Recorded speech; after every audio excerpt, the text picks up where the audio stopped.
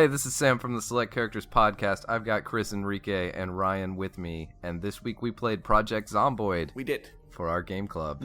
So how was that? I think it's unfortunate that this is the week I decided to play State of Decay in tandem with Project Zomboid because, they're not the same game, but they have some overlap, especially in doing supply runs and stuff. And I think that fact reflected negatively on Project Zomboid. Yeah, I feel the same way. With the new DayZ patch, I've been playing a lot of DayZ recently, and I got that same feeling. I was like, man, I wish I wasn't playing DayZ at the same time I was playing Project Zomboid. Because I think it's a cool game. And I think I would have been more into it if I wasn't playing DayZ at the same time. And like I said, I'm just sad that I played him at the same time. But it's a cool game. It's just I felt like some of the things about DayZ that I don't mind in that game, I didn't like in Project Zomboid. Like, I felt like I wandered a lot. I guess that's not a problem in itself. I like the exploration in that kind of game. I think it's that the isometric view made it hard. I couldn't see what was on the horizon, you know? And I think that took something away for me. Yeah, you're just wandering aimlessly most of the time, which is something that you do in DayZ and State of Decay, but for some reason it's a lot more fun to do it in those games. I don't know. I mean, any survival game you're going to be wandering like that. Rust, H1Z1, DayZ, you're going to be wandering like that, but you're always going to be able to see what's on the horizon, and I think that kind of bugged me a little bit to have that view. And if you end up in the woods, then God help you. Oh, it's so slow. I thought it's like that, man. It sort of rests in a weird middle ground, because if you go more lo-fi, you get Cataclysm, which has a shit ton more content, and if you go hi-fi, you get your DayZs and your FPS games with way better graphics and almost the same amount of content, and it just sort of sits in that middle point where it's like, well, okay, why? Yeah, the fog of war, for lack of a better term, I guess, in Project Zomboid reminded me a lot of DDA. So much of that stuff feels like DDA. Like the crafting menu and just all of it in general, it feels like they were trying to make an isometric version of Cataclysm with like half or a quarter even of the overall content. It's like Cataclysm for babies.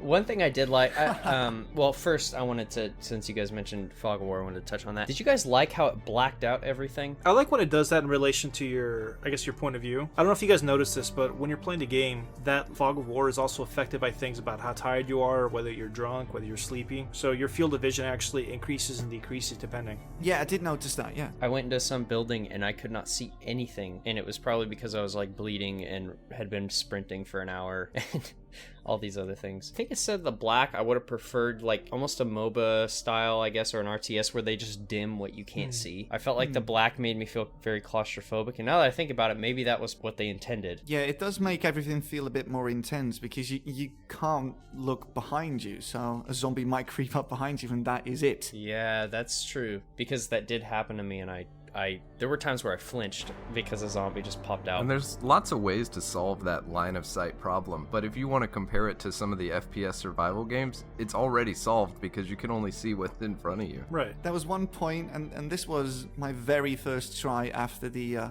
tutorial. I broke into somebody's home, and I was all sneaky like, I dodged a couple of zombies on the way to the house, and then I opened the window and I stepped in, and then the alarm went off. Ooh, that's a bad sign.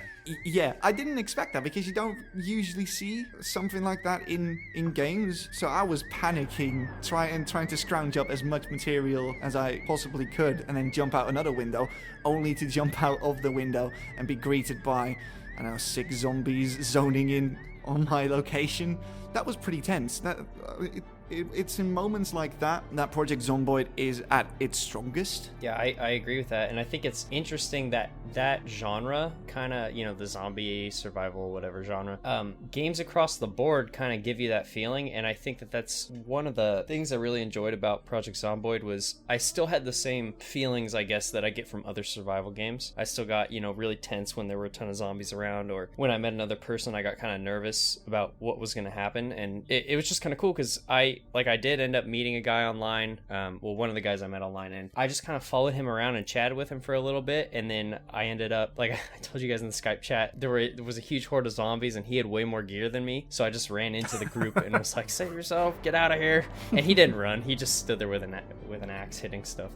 You know, like, speaking of the online thing, Project Zomboid and just other survival games in general kind of put that into perspective, because one of the reasons that I enjoy it is because the amount of player agency that you get. It's all about you being, you know, they don't really give you any missions or anything. It's all about you being able to kind of craft your own story. You're put in this blank canvas and told to survive. And specifically with Project Zomboid, I had infinitely more fun playing on some of the multiplayer servers where, you know, a huge part of the challenge comes from the unpredictability of other players. I was playing on the Redboid server, which is a specific Reddit server that, you know, it's a community server they have. And there's a group of people building up what they're calling Barter Town, which is they build it out in the woods. It's like the intersection of 4 different towns. And, you know, they're basically asking for community help, and people are, you know, going off doing supply runs, bringing back like wood, planks, nails to kind of help build it up. And I think when I joined, they had already a small section, like a common section built. And it's cool because I think by the time that I started helping them out, I went on a supply run with another guy. We actually got cornered by a bunch of zombies. I ran upstairs. I actually managed to like lure them away from him, and I ended up, you know, getting scratched. I got pushed out a window, broke my leg, and I managed to hobble back to Bartertown. And in that time, apparently there was a saboteur that was stealing supplies and killed like a couple players, and it became this whole thing. And there's like this meta game where they were talking about it on Reddit, trying to find who the like saboteur was, and it's like this really cool experience. Like I said, and these things come about because you have those other players involved. And I don't think that survival games would be as enjoyable if you didn't have that human element. That's true. I agree with that. When you go into the narrative thing, it makes me want to tell you my absolute favorite part about this whole game is that thing in the beginning where it says, "This is how you died." Yeah. Love that. Like, that's a great little line. Whoever wrote that is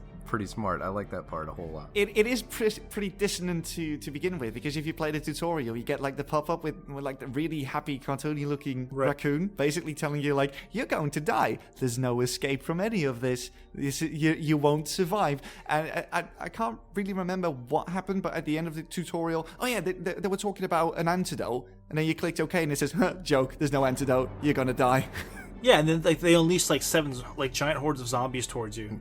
Yeah, right, yeah. Just a sense of like crushing inevitability, but like lightheartedly presented. And I think like when I read that, it kind of made me realize how I play other survival games differently, because I go into those games thinking I'm gonna try to live as long as I can, and then when they like show on the screen, this is how you died, it was like, well, I guess I'll not die as long as I can, and it gave the game a different feel, because you know it's coming. In every one of those games, like, your death is gonna come. You're just trying to put it off as long as you can. I think it really puts you kind of like in the right mindset though to kind of start creating those found narrative stories, because like you say, you know, it's the story of how you died. So as you're playing, you have this mental countdown that you're just reaching that inevitable end, and until then you're just keeping track of everything that's going up until then. I remember at one point, man, I made such a stupid, careless mistake. I was wandering around and I thought I hit the mother lode. It was a warehouse, and it had like packets of food, it had farming equipment, axes, you know, nails, hammers, saws. So I mean, it was pretty much like it had everything you needed to kind of start building your own fort. I was like, oh man, this is fucking fantastic. You know, I'm gonna start building up. I'm gonna survive as long as I can. So I decided, before then, I'm gonna take a nap. I took a nap next to an open window, and 3 hours go by, and I get woken up by 4 zombies gnawing on me. This game really drives the point home that everything you do is pretty much futile. You get like the little pop-up things when stuff in your mood changes or something like that, and you're outside and it's raining. You're wet. Go somewhere where it's warm, or you'll die. If you don't sleep now, you'll die. If you don't eat now, you'll die. And the game keeps telling you that, like, no matter what you do, you're going to die. I kind of like how I bring those little, I guess they're called moodles in the game, where it gives you, I guess, an overall generic indication of what your character's feeling, and it ranges from just small boredom to panic when you see hordes of zombies, and it's just kind of cool to see how they change and how it makes you want to change your approach. Because I know boredom, for example, it's one of those things where it'll just pop up and it's like, hey, you're getting bored, do something. So it kind of, it gives you like that, okay, well, let me start moving, let me try to find some books to read or something. It gives you like that motivation to keep playing. Yeah, and they're presented pretty well too. Like, the presentation on those is pretty good too. Who gets bored during a zombie apocalypse? You know? Well, I don't know, man. Like, there was a few times where, I thought I lost a horde, and it just gets bigger and bigger, so you luckily managed to dodge into a house, and you put up a couple of sheets, and you're basically just waiting them out, because you can hear them like banging on the doors and the windows, and you're like, oh, I hope they get bored and run away. What did you guys think of the options you get when you're first starting a game? Like the whole menu with the minus and plus things? Oh, loved it. Yeah, that was really good, wasn't it?